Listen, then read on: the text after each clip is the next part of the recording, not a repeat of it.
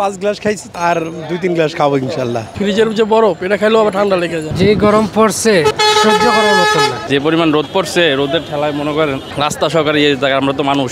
গরমের কারণে মানুষ অতিষ্ঠ হয়ে আমাদের এই ঠান্ডা শরবতটা খাইতে আসতেছে। বাবা বহুত গরম, বাবা 2-3 গ্লাস 4 গ্লাস খাইলে সয় না বাবা। কত গ্লাস খাওয়া লাগবে আপনার? 5 গ্লাস বাবা। তাতেও কি মনে হয় যে সম্ভব হবে? তাইলে হবে একটু। তো মনে হইতেছে যে 2-3 গ্লাস হবে না, এমন গরম, একটু পরে পানি খেতে হয়। লেবুর শরবত কেমন বিক্রি হচ্ছে আর আগে কেমন বিক্রি হতো? আগের থেকে এখন অনেক বেশি বিক্রি হচ্ছে। জি, যদি গ্লাসের পরিমাণ বলি, আনুমানিক আগে কত গ্লাস বিক্রি হতো আর এখন কত গ্লাস বিক্রি হয়? আগে দৈনিক 1000 হলে এখন 3000 হচ্ছে। এখন কি একটু ভালো লাগছে, ব্যবসা একটু বেশি হচ্ছে এজন্য? জি ভালো লাগছে, ব্যবসা একটু বেশি হচ্ছে, কিন্তু আবার গরমে একটু নিজের থেকে খারাপ লাগতেছে, অনেক কষ্ট লাগতেছে। দোকানদার হিসেবে আগে কত গ্লাস খেতেন আর এখন কত গ্লাস খান? দোকানদার হিসাবে আগে দৈনিক 4-5 খাইলে এখন 20 খায়, 20 গ্লাস খায়।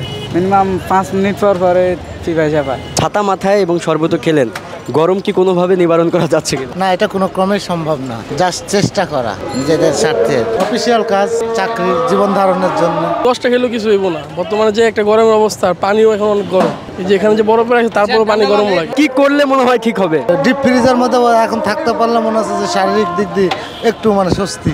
2-3 দিন যাবত প্রচুর গরম, আমি রূপগঞ্জ গিয়েছিলাম তো প্রচুর গরম। শরবতটা কি একটু ভালো লাগছে আপাতত, একটু চলার মতো পরিস্থিতি আছে। বিশেষ করে তো আজকে লোকাল বাস ব্যবহার করিয়ে নেই, স্পেশালি মূলত বেরিয়েছি বই কিনতে। তো বই কেনা শেষে যে লোকাল বাসে আসবো ওই শক্তিটা নাই, তো রিস্কায় করে আসে আর কি।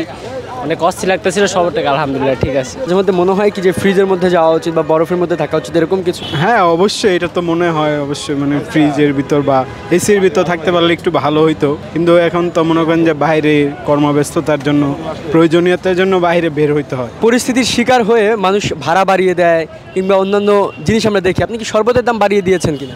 আমাদের শরবতের দাম আজকে থেকে প্রায় 7-8 বছর যাবত 20 টাকা করেই চলতেছে, কোনো দাম বাড়া হয় নাই, কোনো রেটও হয় নাই। আগে কত গ্লাস বিক্রি করতেন আনুমানিক এবং এখন কত গ্লাস বিক্রি করছেন? আগে আমাদের 100 লিটারের 2 বালতি যেত, এখন মোটামুটি 3 বালতি 4 বালতি দৈনিক বিক্রি হচ্ছে 100 লিটার বালতি। গরমটা আসলে আমার কাছেও খুবই বিরক্ত লাগতেছে, কিন্তু আমাদের ব্যবসা অনুযায়ী এটা ঠিক আছে। তীব্র গরমে নাজেহাল পরিস্থিতি রাজধানী ঢাকা সহ পুরো দেশে। তাই তো রাস্তার পাশে থাকা শরবতের দোকানগুলোতে পড়েছে উপচে পড়া ভিড়। যেখানে আগে বিক্রি হতো 1000 গ্লাস, সেখানে বিক্রি হচ্ছে 3000 গ্লাস। বিক্রেতারা বাড়ায়নি দাম, তবে ব্যবসা নিয়ে রয়েছে তাদের মধ্যে সন্তুষ্টি। আব্দুল্লাহ জুবায়ের, ইত্তেফাক, ঢাকা।